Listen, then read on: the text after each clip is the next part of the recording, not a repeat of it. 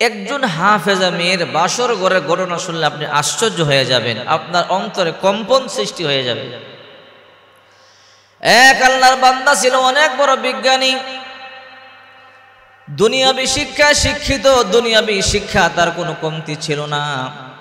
কিন্তু ওই আল্লাহর বান্দা কোরআন শরীফ পড়তে জানতো না। ওই আল্লাহর বান্দা কোরআন পড়তে জানতো না। ইসলামী শিক্ষায় তার পিতা মাতা তাকে শিক্ষিত বানায় নাই, তাকে দুনিয়াবি শিক্ষায় শিক্ষিত বানাইছে। ওই আল্লাহর বান্দা একদিন হেঁটে হেঁটে পথ চলতেছিল, একজন আলেম বয়ান করতেছিল, দুনিয়াবি যারা শিক্ষায় শিক্ষিত হয় কিন্তু কোরআন শিখে না, কিয়ামতের ময়দানে তারা মূর্খদের কাতারে দাঁড়াবে। যারা দুনিয়াবি শিক্ষায় শিক্ষিত হয়েছে ঠিকই, কিন্তু কোরআন শরীফ পড়ে নাই।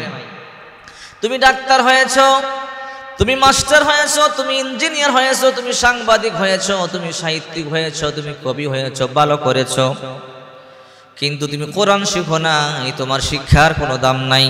কিয়ামতের ময়দানে মূর্খদের কাতারে তোমাকে দাঁড় হতে হবে। রাসূল করিম সাল্লাল্লাহু আলাইহি ওয়াসাল্লাম বলেন, খায়রুকুম মান তাআল্লামাল কুরআন ওয়া আল্লামা। তোমাদের মধ্যে উত্তম ওই ব্যক্তি যে কোরআন মাজিদ শিক্ষা করে এবং কোরআন মাজিদ শিক্ষা দেয়। অর্থাৎ এই দুনিয়ার মধ্যে সর্বশ্রেষ্ঠ তারা যারা কোরআন শিখে এবং যারা শিখায়। ওই আল্লাহর বান্দা মনে মনে চিন্তা করে, দুনিয়াবি শিক্ষা শিক্ষিত হয়েছি, দুনিয়ার ডিগ্রি কোনো কমতি নাই, কিন্তু কোরআন শিখতে পারলাম না। কিয়ামতের ময়দানে মূর্খদের কাতারে দাঁড় হতে হবে। চোখের পানিগুলো সারিয়ে কান্দে, বাড়িতে গিয়ে বাবারে বলে, বাবা দুনিয়ার শিক্ষায় শিক্ষিত বানাইছো, লেখাপড়া কম করি নাই, বৈজ্ঞানিক হয়েছি। ও বাবা, কিন্তু দুঃখের বিষয় হলো বয়ানের মধ্যে শুনলাম যারা কোরআন পড়তে জানে না, কিয়ামতের ময়দানে আল্লাহর দরবারে তারা মূর্খদের কাতারে দাঁড়াবে। এই শিক্ষায় কি লাভ হলো? ও বাবা, আমাকে তুমি কেন কোরআন শিখাও নাই, কেন ইলম শিখাও নাই? এই জন্য ওই সন্তান, ওই বিজ্ঞানী চোখের পানিগুলো সারিয়া সারিয়া কান্দে। আমি অনেক ডাক্তারকে দেখেছি, অনেক মাস্টারকে দেখেছি, অনেক পুলিশ অফিসারকে দেখেছি কোরআন পড়তে জানে না, এই জন্য চোখের পানি সারিয়া সারিয়া কান্দে। আমি একবার জানাজার নামাজ পড়াইলাম, একজন এসপি সাহেবের আম্মার। জানাজার নামাজ পড়াইবার পরে হঠাৎ করে দেখি এসপি সাহেব চোখের পানিগুলো সারিয়া সারিয়া কান্দে, কিন্তু এর আগে কাঁদে নাই। জানাজার নামাজ পড়াইবার পরে এসপি সাহেব চোখের পানিগুলো সারিয়া সারিয়া কান্দে। আমি বললাম, এসপি সাহেব আপনি চোখের পানি সারিয়া কেন কান্দেন? আপনি বুঝের মানুষ, আপনি কেন কাঁদেন? এসপি সাহেব বলে, হুজুর একটা কষ্ট। বললাম, কি কষ্ট? আপনার মা মারা গেছে এই জন্য কাঁদেন। বলে না, এই জন্য কাঁদি না। কেন কাঁদেন? বলে, হুজুর ডিগ্রি তো কমতি নাই, অনেক বড় ডিগ্রি নিয়েছি, অনেক ডিগ্রি আছে, লেখাপড়া তো কম করি নাই, বিসিএস পাস করেছি, বিসিএস ক্যাডার হয়েছি, অনেক লেখাপড়া করেছি, কিন্তু আজকে আপন মা দুনিয়া সারিয়া চলে গেল, মায়ের জানাজার নামাজের ইমামতি করতে পারলাম না। এর মতো দুঃখ আর কি আছে? আমার দুনিয়াবি শিক্ষায় আমার মায়ের জানাজার নামাজ পড়াইবার মতো ক্ষমতা আমার নাই। এই জন্য আমি চোখের পানি সারিয়ে কান্দি। এই জন্য বলি, হে ভাইরা, দুনিয়াবি শিক্ষায় শিক্ষিত হন, কোনো আপত্তি নাই। ডাক্তার হন, মাস্টার হন, ইঞ্জিনিয়ার হন, সাংবাদিক হন, সাহিত্যিক হন, কবি হন, ওসি হন, এসপি, ডিসি, আইজি হন, কোনো সমস্যা নাই। কিন্তু আপনার সন্তানকে কোরআন পড়াতে হবে, আপনার সন্তানকে কোরআন শিক্ষা দিতে হবে। ওই বৈজ্ঞানিক চোখের পানিগুলো সারিয়া কান্না করে বলে, বাবা আমাকে তুমি বড় শিক্ষিত বানাইছো, কিন্তু কোরআন শিখাও নাই। ও বাবা, বয়ানে শুনলাম যারা কোরআন পড়তে জানে না, দুনিয়াতে যত বড় ডিগ্রি থাকুক না কেন, আল্লাহর দরবারে মূর্খদের কাতারে দাঁড়াবে না। না, আমি আল্লাহর দরবারে মূর্খদের কাতারে দাঁড়াতে চাই না। বলল, তো আমি তোর জন্য কি করতে পারি? বলে, বাবা আপনি তো আমাকে বিবাহ করাবার জন্য পাত্রী দেখতেছেন। বলে, হ্যাঁ। বলে, আমার জন্য এমন একটা পাত্রী দেখবেন যে পাত্রী আমাকে নিয়ে জান্নাতের মধ্যে যেতে পারে। বলে, এটা আবার কেমন পাত্রী? আমি কেমনে বুঝবো কে তোমাকে নিয়ে জান্নাতে যাইতে পারবে, কে জান্নাতে যাবে? ও বাবা, দুনিয়াবি কোনো শিক্ষিত মেয়েকে আমি বিবাহ করতে চাই না। একজন কোরআনে হাফেজা মেয়ে আমার বউ হবে, যার হাত ধরিয়ে আমি আল্লাহর তৈরি জান্নাতের মধ্যে ঢুকে যাব। কারণ আমি শুনেছি একজন হাফেজ অথবা একজন হাফেজা 10 জন মানুষকে তার পরিবার থেকে জান্নাতের মধ্যে সুপারিশ করে নিয়ে যাবে। ও বাবা, আমি এমন একটা মেয়েকে বিবাহ করতে চাই যে কোরআনে হাফেজা, যদিও আমি কোরআন পড়তে পারি না, কিন্তু তার উসিলায় যেন আল্লাহ তাআলা আমাকে মাফ করে দেয়। বাবাই বলল, ঠিক আছে, চোখের পানি মুছো, কান্না বন্ধ করো, আমি তোমার জন্য একটা কোরআনে হাফেজ আমি তালাশ করব, আমি খুঁজব, তোমার জন্য একটা সুন্দরী কোরআনে হাফেজ আমি বধূ বানাই আনবো। এবার বাবা বের হয়ে গেল, তালাশ শুরু করে দিল, কোরআনে হাফেজ আমি কোথায় পাওয়া যায়। ঘুরতেছে, কোথাও কোরআনে হাফেজ আমি পাওয়া যায় না। পেরেশানি হয়ে গেল, চিন্তিত হয়ে গেল। বাড়িতে চলে আসলো। সন্তান বলে, বাবা চিন্তিত কেন, পেরেশানিত কেন? বলে, বহু জায়গা খুঁজেছি কিন্তু কোরআনে হাফেজা কোনো মেয়ে পাই না। বলে, বাবা তুমি চিন্তা করবা না, খুঁজতে থাকো, আমার বিশ্বাস আল্লাহ তাআলা একজন হাফেজা মেয়ে আমার জন্য মিলিয়ে দিবে। এবার দ্বিতীয় দিন খোঁজা শুরু করলো, দ্বিতীয় দিনও পেল না। মনের দুঃখে বাড়িতে এসে মন খারাপ করে বসা। ছেড়ে বলল, বাবা মন খারাপ কেন? বলে, দ্বিতীয় দিনও পাইলাম না। বলে, আপনি টেনশন করবেন না, আপনি তালাশ করুন, আল্লাহ তাআলা দেখবেন মিলিয়ে দিবে। তৃতীয় দিন বাবা আমার তালাশ বের হলো। হঠাৎ করে একজনে বলে, আমার কাছে একটা সন্তান আছে, ওই বাড়িতে একজন আলেম আছে, ওই আলেমের একটা কন্যা আছে কোরআনে হাফেজা, দেখতে বড় সুন্দরী কিন্তু গরিব মানুষ। ওই যে বিজ্ঞানিকের বাবা বলে, আমার টাকা লাগবে না, পয়সা লাগবে না, গরিব হোক, মেয়েটা হাফেজা হইলেই হবে, আমার সন্তান মেয়েটারে বিবাহ করতে চায়। এবার বাড়িতে চলে গেল, আলেমকে গিয়ে বলল, ও ভাই আপনার একটা মেয়ে আছে হাফেজা? বলে, হ্যাঁ। বলে, আপনার মেয়েকে বিবাহ দিবেন? বলে, হ্যাঁ। বলে, আপনার ছেলে কি করে? বলে, আমার ছেলে বিজ্ঞানী। বলে, না না, আপনার সন্তানের সাথে আমার মেয়েকে বিবাহ দিব না, কারণ আমার মেয়ে হাফেজা। আপনার সন্তান দুনিয়াবি একজন বিজ্ঞানিক, আপনার সন্তান আমার মেয়ের কদর বুঝবে না, আপনার সন্তান আমার মেয়েকে পর্দায় রাখবে না, এই জন্য আমি আপনার ছেলের কাছে বিবাহ দিব না। এবার ছেলের বাবা বলে, না না, আমার ছেলেটা এমন না, আমার ছেলে চোখের পানি ছাড়িয়ে কান্দে, আর আমাকে বলেছে, বাবা আমি দুনিয়াবি শিক্ষায় শিক্ষিত হয়েছি, আমি কোরআন পড়তে জানি না, আমার ইলম নাই, আমাকে একটা কোরআনে হাফেজা মেয়েকে বিবাহ করাও, যেন তার হাত ধরে আমি আল্লাহর তৈরি জান্নাতে যেতে পারি। এইবার হাফেজা মেয়েটার বাবা আশ্চর্য হয়ে গেল, তাহলে ছেলের মনটা তো মনে হয় ভালো। হ্যাঁ হ্যাঁ, আমার ছেলে এই জন্য একটা হাফেজা মেয়ে তালাশ করতেছে, আমার টাকার অভাব নাই, পয়সার অভাব নাই, আমার ছেলে বৈজ্ঞানিক, আমার ছেলে অনেক শিক্ষিত, কিন্তু একটা হাফেজা মেয়ে আমাদের প্রয়োজন, আমার ছেলে একটা হাফেজা মেয়ে চাই, আমার ছেলের সাথে আপনার মেয়েকে বিবাহ দেন, আমি ওয়াদা দিলাম আপনার মেয়েকে বেপর্দায় রাখবে না, পর্দায় রাখবে, আপনার মেয়েকে সম্মান করবে, আপনার মেয়েকে ভালোবাসবে। ওয়াদা দেওয়ার পরে কথোপকথন হলো। ছেলেকে বলল, বাবা তুমি মেয়ে দেখো। ছেলে বলল, বাবা আমার দেখা লাগবে না, যদি হাফেজা হয় কোরআনের সম্মানে তাকে আমি বিবাহ করতে চাই, দেখতে যেমনই হোক না কেন, কারণ তাকে আল্লাহ তাআলা এমন ক্ষমতা দান করবেন, সে নিজে জান্নাতে যাবে, আরো 10 জনকে নিয়ে জান্নাতে যাবে। এমন একটা মেয়ে যদি আমি পাই, আমার ভাগ্য খুলে যাবে।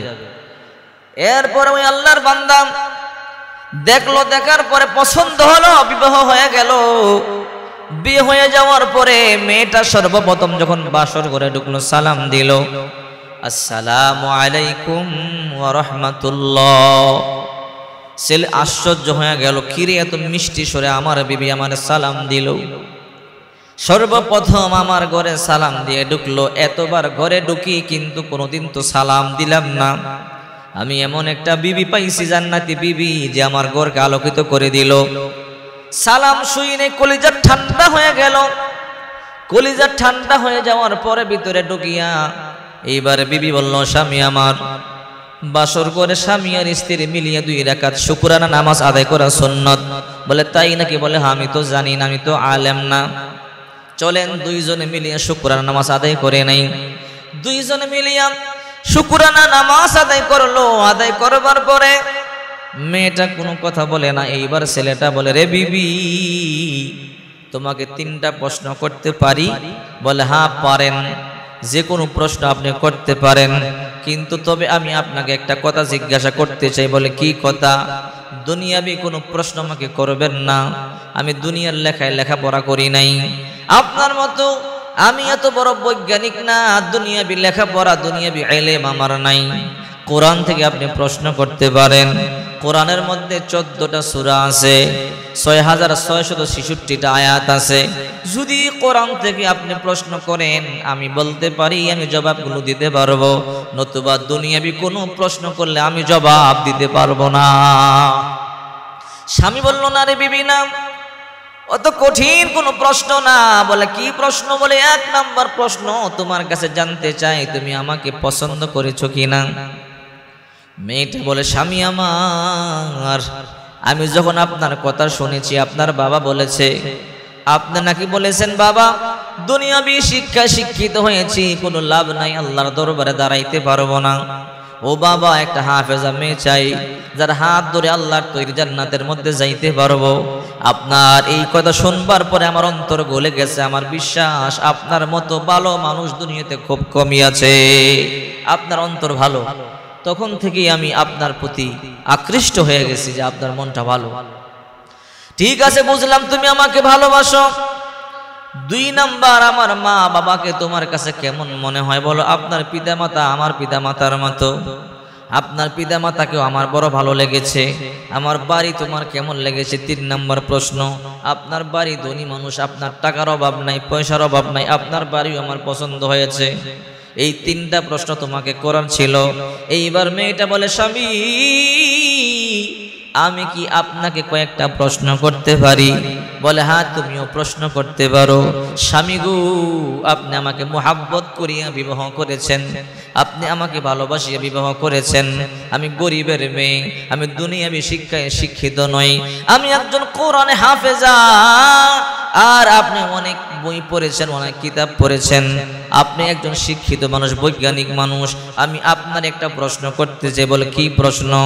দুনিয়ার সমস্ত বইগুলো যদি একত্রিত করা হয়, কোরআনটাও যদি সেখানে রাখা হয়, আপনার কাছে আমি জানতে চাই, দুনিয়ার সব দামি দামি বইগুলো একত্রিত করা হলো, কোরআনটা একত্রিত করা হলো, সবার উপরে একটা কিতাব রাখতে হবে, কোনটা রাখা লাগবে? স্বামী বলে, বিবি দুনিয়াবি যত কিতাব আছে সব কিতাবগুলো যদি একত্রিত করা হয়, স্তূপ আকারে সবার উপরে কোরআন শরীফ রাখতে হবে। ও স্বামী আমার, 2 নাম্বার প্রশ্ন, সমস্ত কিতাবগুলো একত্রিত করা হলো, দুনিয়ার যত কিতাব আছে সব একত্রিত করা হলো, আর কোরআন শরীফটা সেখানে নেওয়া হলো, কোরআন কি নিচে রাখা যাবে? বলে, না নিচে রাখা যাবে না। ও স্বামী, আমি আপনাকে এই কথাটা বুঝাইতে চাই, কোরআন শরীফ নিচে রাখা যায় না, সবসময় কোরআন শরীফ উপরেই থাকা লাগে। ও স্বামী আমার, আমি কোরআনে হাফেজা, আমার ভিতরে কোরআন 30 পারা, আর আপনি দুনিয়াবি সমস্ত কিতাব আপনার ভিতরে আছে, আপনি দুনিয়া শিক্ষিত।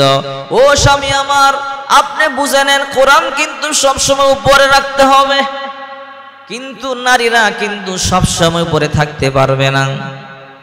নারীদেরকে আল্লাহ তাআলা নিচের জন্য বানাইছে। আর রিজালু কাওয়ামুনা আলান নিসা, নারীদেরকে আল্লাহ তাআলা নিচের জন্য বানাইছে। কিন্তু আমি কোরআন, কিন্তু আপনি কিতাব হয়ে আপনি উপরে কেমনে থাকবেন? যদি আপনি উপরে যেতে হয় তাহলে আপনাকেও কোরআন শিখতে হবে, আপনাকেও হাফেজ হতে হবে। বৈজ্ঞানিকের মাথায় টেনশন ঢুকলো। আমার বিবি তো সুন্দর কথাই বলেছে, আমি আনন্দ করিয়া তাকে বিবাহ করলাম, সে হাফেজা, কিন্তু আমি চিন্তা করি না সে তো উপরে, সে তো হাফেজা, তার ভিতরে কোরআন, আমার ভিতরে কিতাব। এই কোরআনকে কেমনে নিচে দিয়া আমি কেমনে উপরে যাই?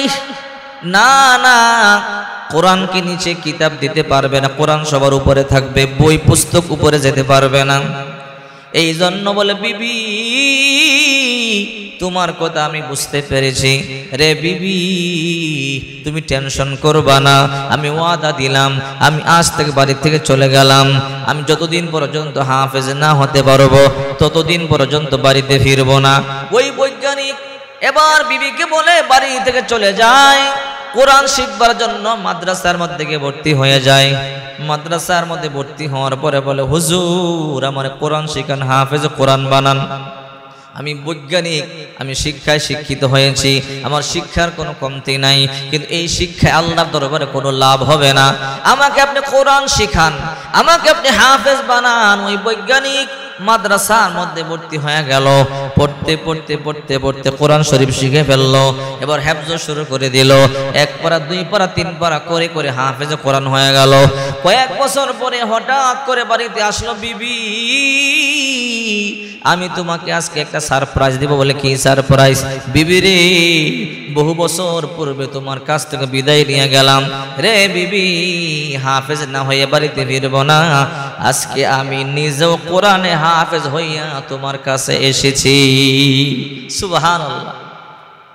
এই জন্য আমার দয়ার নবী, মায়ের নবী, বিশ্ব নবী মুহাম্মদুর রাসূলুল্লাহ সাল্লাল্লাহু আলাইহি ওয়াসাল্লাম বলেন, فوالذي نفس محمد بيدي فوالذي نفس محمد بيدي فوالذي نفس محمد بيدي ما من متعلم يختلف إلى باب عالم إلا كتب الله له بكل قدم عبادة سنة وبنى له بكل قدم مدينة في الجنة।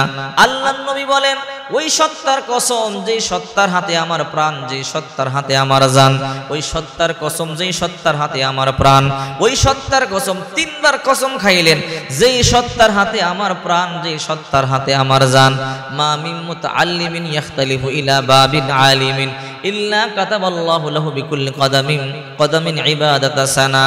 যখন কোনো তলিবুল ইলম মাদ্রাসায় ভর্তি হয় কোরআন শেখার জন্য, যখন কোনো মানুষ কোরআন শেখার জন্য মাদ্রাসার মধ্যে ভর্তি হয়, এখনো পর্যন্ত নিয়মিত ছাত্র হয় নাই, মাত্র ভর্তি হয়েছে, মাঝে মাঝে আসা যাওয়া করে, রাসূল করিম সাল্লাল্লাহু আলাইহি ওয়াসাল্লাম বলেন, তার দাম আল্লাহর দরবারে এত বেশি বেড়ে যায়, তার প্রতিটা কদমের বদৌলতে আল্লাহ তাআলা সাধারণ মানুষ 1 বছর নফল রোজা রাখলে, 1 বছর লাগাতার নফল নামাজ পড়লে যেই সওয়াব হবে, ওই মাদ্রাসার ছাত্রছাত্রীর প্রতিটা কদমে আল্লাহ তাআলা সমান সওয়াব দিয়ে দেয়। চিন্তা করছেন? রাসূল বলেন, ইল্লা কাতাবাল্লাহু লাহু বিকুল্লি কদামিন ইবাদাতা সানা। একটা সাধারণ মানুষ লাগাতার 1 বছর নফল রোজা রাখলে যেই সওয়াব, নফল নামাজ পড়লে যেই সওয়াব, ওই ছোট ছোট সোনামণিরা ওই কোরআন শরীফ শিখার জন্য মাদ্রাসায় ভর্তি হইলে দাম এত বেড়ে যায়, তাদের প্রত্যেকটা কদমের বদৌলতে আল্লাহ 1 বছর নফল নামাজ, 1 বছর নফল রোজা রাখবার সমান সওয়াব দিয়ে দেয়। 2 নম্বর আল্লাহর হাবিব বললেন, ওয়াবানা লাহু বিকুল্লি কদামিন মাদিনাতান ফিল জান্নাহ। প্রতিটা কদমের বদৌলতে আল্লাহ পাক রব্বুল আলামিন জান্নাতের মধ্যে একটা সিটি বানায়, তার নামে শহর, বিশাল বড় সিটি। একটা বিল্ডিং নয়, একটা সিটি। একটা শহরের মধ্যে হাজারো বিল্ডিং থাকতে পারে, লক্ষ বিল্ডিং থাকতে পারে। রাসূল করিম সাল্লাল্লাহু আলাইহি ওয়াসাল্লাম বলেন, এই তলিবুল ইলমগুলো মাদ্রাসার মধ্যে ভর্তি হওয়ার জন্য, কোরআন শিখবে সেজন্য এত দাম বেড়ে যায়, তাদের প্রতিটা কদমের বদৌলতে আল্লাহ জান্নাতের মধ্যে একটা শহর নির্মাণ করে দেয়। রাসূল করিম সাল্লাল্লাহু আলাইহি ওয়াসাল্লাম বলেন, ইন্নাল মালাইকাতা লা তাদউ আজনিহাতা রিদান লিতালিবিল ইলমি। তলিবুল ইলমের মনোতুষ্টির জন্য আল্লাহর ফেরেশতারা তাদের পায়ের নিচে নূরের পর বিছাইয়া দেয়।